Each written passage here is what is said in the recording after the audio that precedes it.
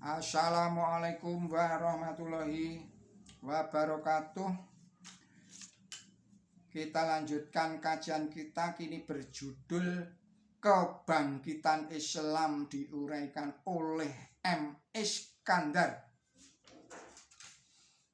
Assalamualaikum warahmatullahi wabarakatuh. Wahai para pemirsa yang budiman, bismillahirrahmanirrahim. Yang dimaksud kata al-amr dalam ayat tersebut di atas tadi itu ialah perkara Islam. Saya bacakan selengkapnya dari ayat itu. Bismillahirrahmanirrahim. Ia mengatur perkara dari langit ke bumi, lalu itu naik kepadanya dalam satu hari yang ukurannya adalah 1000 tahun menurut hitungan kamu. Surat 32 surat Asy-Sajdah ayat 5. Jadi dalam ayat tersebut di atas terang sekali bahwa ruh Islam akan terbang ke langit selama 1000 tahun. Maksudnya dunia Islam akan mengalami kemunduran dan kegelapan selama 1000 tahun. Dan selama 1000 tahun inilah Islam mengalami bermacam-macam fitnah atau cobaan. Nabi suci Muhammad SAW menerangkan bahwa kejayaan Islam pada zaman permulaan hanya berlangsung selama 3 abad atau 3 generasi. Yang sabda beliau ada sebagai berikut. Bismillahirrahmanirrahim. Sebaik-baiknya umat ialah abadku, yaitu zaman Nabi dan sahabat. Lalu zaman mereka sesudah itu, yaitu zamannya para tabi'in. Lalu zaman sesudahnya lagi, yaitu zaman tabi'ut tabi'in. Kemudian setelah itu datanglah orang-orang yang suka menyiarkan kebohongan. Maka janganlah kamu percayai perkataan dan perbuatan mereka. Hadis riwayat Tirmidzi.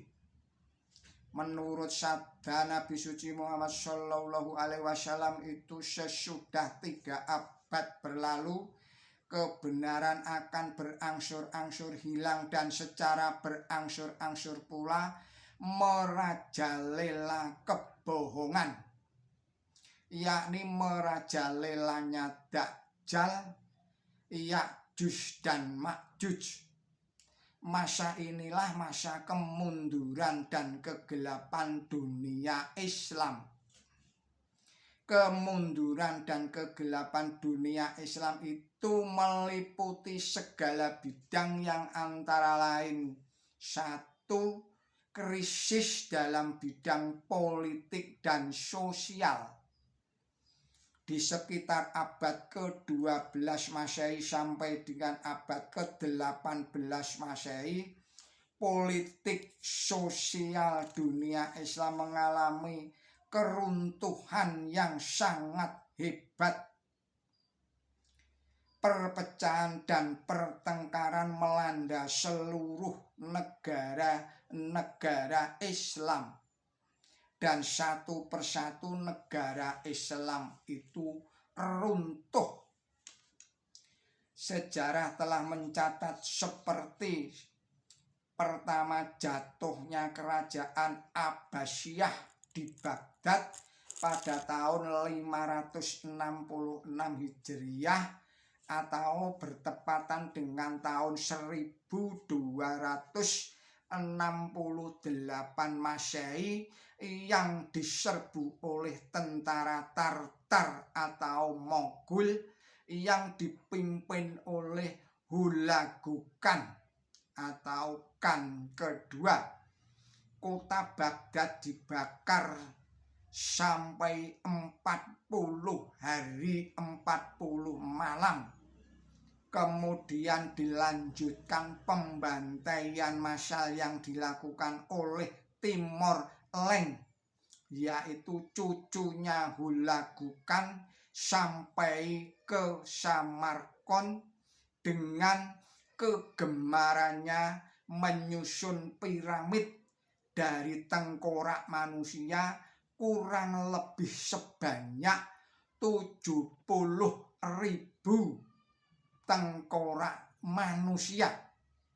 Yang kedua, adanya pengusiran orang-orang Islam dari Spanyol oleh Raja Ferdinand.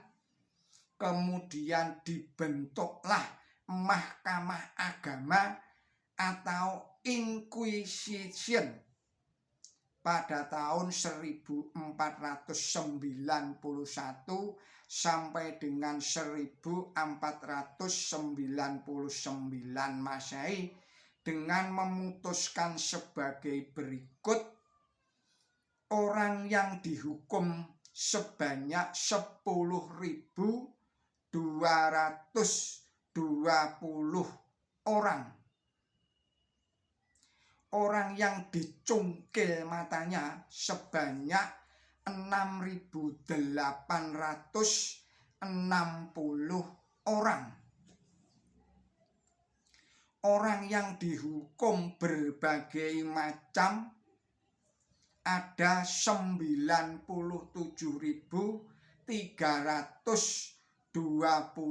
orang. Kejadian ini pada masa Bani Ahmar di Granada, pada masa Khalifah Abu Abdillah. Yang berikutnya, di lain daerah muncul kerajaan Islam Turki terkenal dengan jenderalnya yang bernama Salahuddin atau Saladin. Akan tetapi akibat perang salib yang cukup lama sampai 8 kali peperangan mulai tahun 480 Hijriah sampai dengan tahun 663 Hijriah yang bertepatan dengan tahun 1097 Masehi hingga tahun 1270 Masehi, mengakibatkan bersatunya raja-raja Kristen Eropa. Orang-orang Barat mengenal kebudayaan dan ilmu pengetahuan yang digali oleh sarjana-sarjana Islam dan membuka peluang bagi pihak Barat menemukan jalan ke timur. Kemudian melanjutkan pembentukan Inquisition atau Mahkamah Agama oleh Dewan Gereja yang membuat rancangan matang untuk melakukan pembantaian massal. Adapun yang dibunuh kebanyakan dari orang-orang Islam Arab dan orang-orang Yahudi. Kita mengenal kejayaan Islam di India, di Pakistan. Bangsa Mongol menjadi penyebar Islam yang kuat di Hindustan ketika Raja Khan VII masuk Islam dan menetapkan bahwa Islam menjadi agama negara. Akan tetapi kejayaan Islam di Hindustan ini hanya berjalan selama 330 tahun saja. Dimulai dari Raja Babur tahun 1526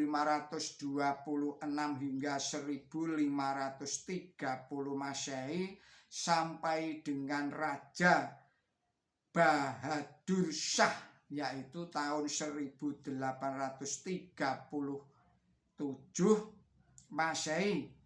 Jadi saya ulangi lagi, Raja Bahadur Shah pada tahun 1830 Masehi hingga tahun 1857 Masehi. Jadi hanya 20 tahun saja runtuhnya kerajaan Mongol di Hindia ini karena datangnya kaum penjajah Inggris.